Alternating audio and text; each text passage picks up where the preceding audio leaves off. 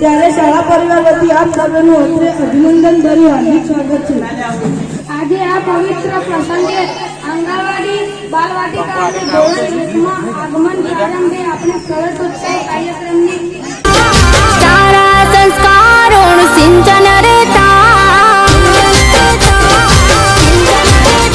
હો ભણતરી ગણતારાની વાતો રહેતા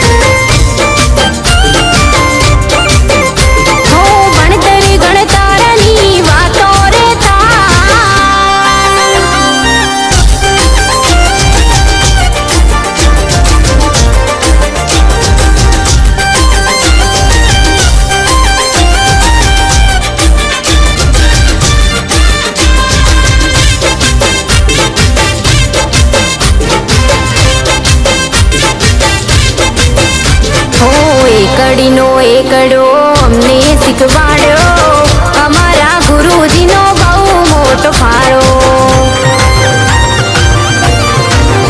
હો જન્નારી પછી બીજી માં કહેવાય શાળા સચડે માર્ગે ચાલતા શીખવાડ્યા ભણવાને સાથે રમતા અવનવી વાતો શીખતા શાળા પ્રવેશોત્સવ 2024 એની ગઈકાલથી 3 દિવસ માટેની ઉજવણી શરૂ થઈ છે અને આ વખતની 21મી કડીનો મુખ્ય હેતુ છે ઉલ્લાસમય ઉજવણી શિક્ષણની અને ખરેખર તમે લોકોએ આજે ખૂબ જ ઉત્સાહપૂર્વક બધું આયોજન કર્યું.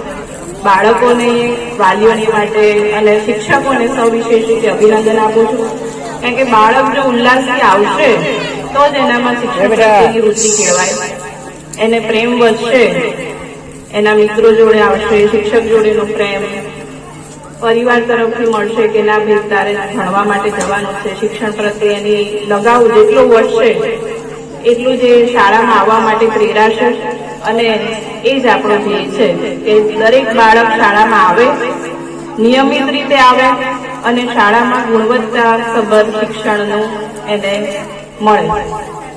ગુણવત્તાસભર શિક્ષણની સાથે સાથે એનો શારીરિક અને માનસિક વિકાસ થાય, તંદુરસ્ત બાળક બને જે આપણા તંદુરસ્ત સમાજ માટે ઉપયોગી છે.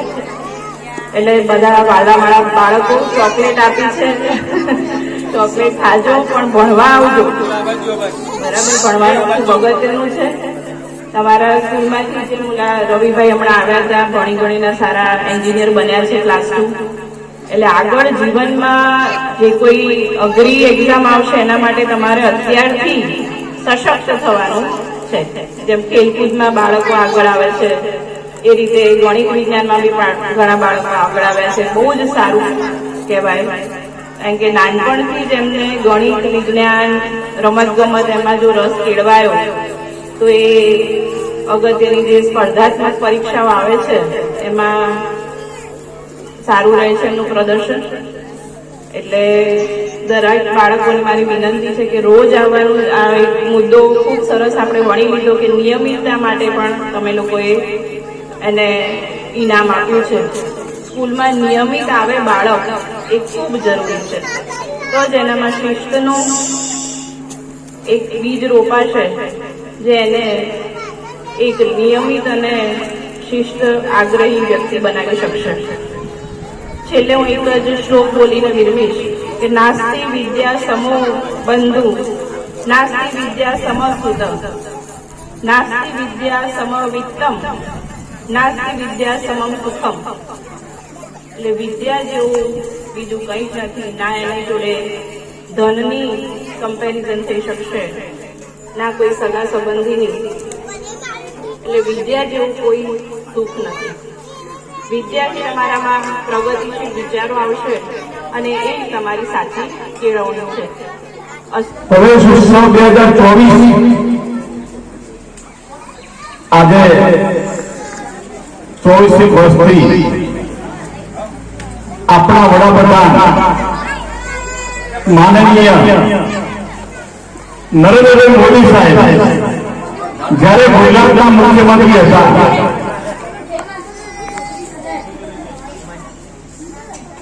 આપણા વડાપ્રધાન નરેન્દ્રભાઈ મોદી સાહેબ જ્યારે ગુજરાતના મુખ્યમંત્રી હતા ત્યારે એમને વિચાર્યું પહેલા તો આપણા શિક્ષક સાહેબો ઘેર આવ્યું અને જોડેથી લોક લખી દીધી તમારા બાળકને મૂકો અને જન્મ તારીખ 1 6 હોય. હમણાં મારા હોટલનો ધંધો છે એટલે 1 6 દિવસે સાહેબ ખૂબ કહેતો કપવાય જેને ખબર નથી એટલે 1 6 બધી કેબોએલા ઘરાકી બહુ એટલે મને હું અત્યારે આવતી સાલે 1 6 ની ધોરણ રાખી ઘરાકી હોય એટલે એ વખતે શિક્ષકો લખી દીધા ઘેરાઈ નોમ અને બાળકનો મૂકીએ આપણે સાહેબ ત્યાં આગળ સ્કૂલમાં એટલે રડતું જાય. 2 જણા પકડી ગયા હોય વળી ગોળનું નવું માનવા કરતો ભાઈ ગોળનું નવું હોય છે ગોળ આપતા ગીત બધું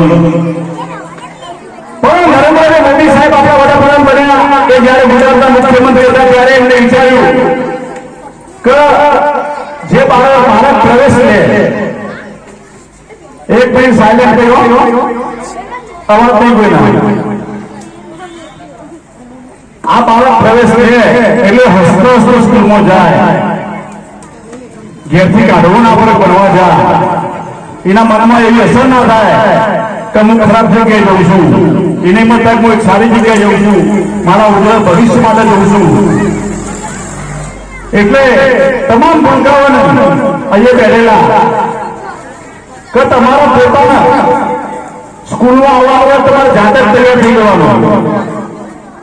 તમારા પોતાના જ તૈયાર થઈ જવાનો, પોતાના જ ડ્રેસ પહેરી જવાનો, પોતાના મોઢું વળેલા, પોતાના દફતર તૈયાર કરી દેવાનો અને પોતે જ મા બાપ આપણા કામ કરતો હોય તેનું બીજું કામ કરવા દેવું. તમારી જવાબદારી તમે જાતે સારું દફતર લઈ અને સ્કૂલમાં આવો, ખૂબ આગળ વધો. તમારા ભવિષ્યમાં તમે ઉજ્જવળ ભવિષ્યમાં તમે કોઈ અધિકારી બનો અને બધા અધિકારી બને એવું નથી, કોઈ બિઝનેસમેન બનો, સારા ધંધાથી આગળ જાઓ અને આ ગામનું નામ રોશન કરો. અને આ સ્કૂલ સરકારી સ્કૂલમાં ભણી તમે દરેક માણસ આગળ જાઓ એવી અભ્યર્થના સાથે વિરમું છું. બસ ભારત માતાજી જય. શિક્ષણમાં જે આપણે વાત કરી કે બાળકને મનથી અને ઉલ્લાસથી આવે સ્કૂલમાં, એ આપણે જોવાનું. અને સ્કૂલ તરફથી જે કંઈ પણ મૂળભૂત જરૂરિયાતોમાં પાણી છે કે સેનિટેશન છે કે એને કંઈ તકલીફ હોય તો એ રીતની તમારી કોઈ પણ રજૂઆત હોય તો તમે અત્યારે કરી શકો છો. એ બાબતે આપણે જે કંઈ ઉકેલ લાવી શકીએ આ લાવવા માટેનો પ્રયત્ન કરીએ. પણ બાળકને નિયમિત રીતે મોકલવાનું રાખવું. બીજું કે બાળકમાં કોઈ પણ પ્રકારની ટેવ, ધારો કે અત્યારના જમાનામાં મોબાઈલનો ખૂબ દૂષણ છે, તો ઘરે પણ આપણે જોઈએ કે મા બાપ પોતે જ મોબાઈલ બાળકની સામે વાપરતા હોય છે. તો આપણા પોતાના ઉપરથી થોડો સંયમ બાળકના વિકાસ માટે જરૂરી છે. એટલે થોડી આ બધી બેઝિક વાતો છે કે જે આપણે માતા પિતા તરીકે પાળવી જોઈએ. એટલે તમારા કોઈ પણ પ્રશ્નો હોય કે સ્કૂલમાં કોઈ પણ જાતના આપણે પ્રયત્નો કરવા જોઈએ એવું લાગે તો તમે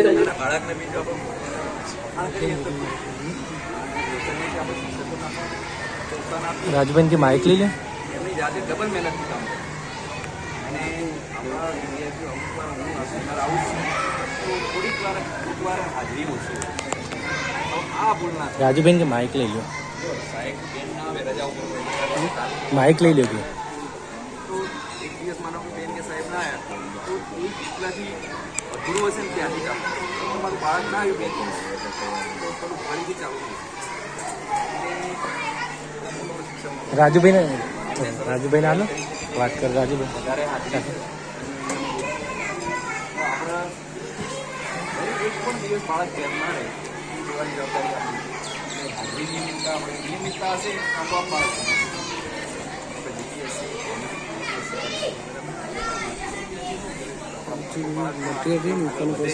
એવું અત્યારથી જ આપણે મોટિવેટ કરીએ.